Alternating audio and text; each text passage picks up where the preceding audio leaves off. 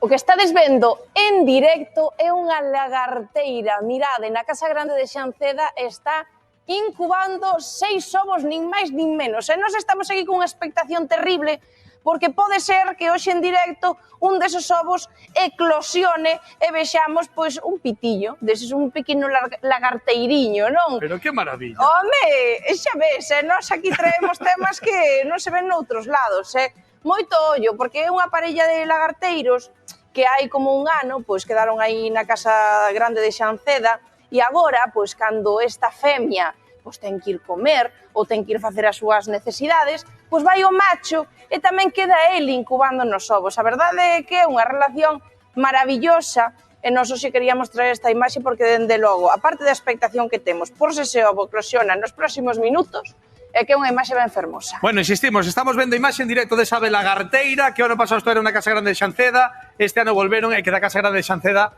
só saen cousas maravillosas. Sara Torreiro, moi boas tardes. Hola, moi boas tardes. Pero vamos a ver, Sara, que é isto de que temos unha cámara en directo ás 24 horas vendo como esa ave lagarteira está chocando os seus 6 oviños? Como vai isto?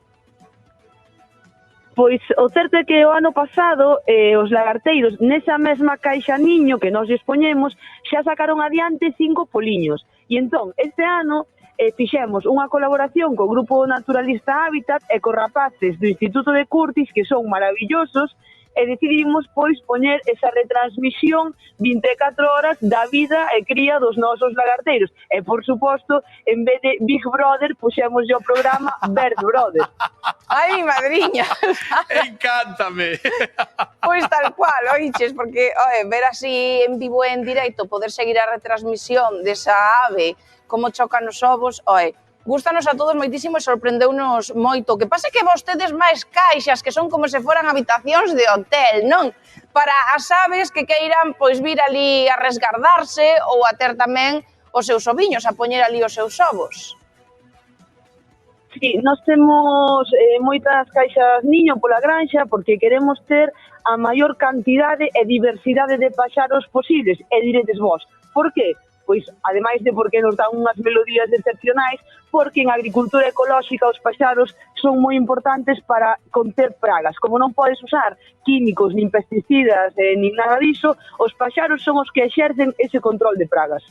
A ver, Sara, que me encantou isto do Bird Brother, un gran irmán de paxaros que, ademais, coidado, que estamos vendo imaxe, de verdade, sabe lagarteira cos seus oviños, pero creo que lles buscades nome a esta parella de aves lagarteiras. Como vai isto?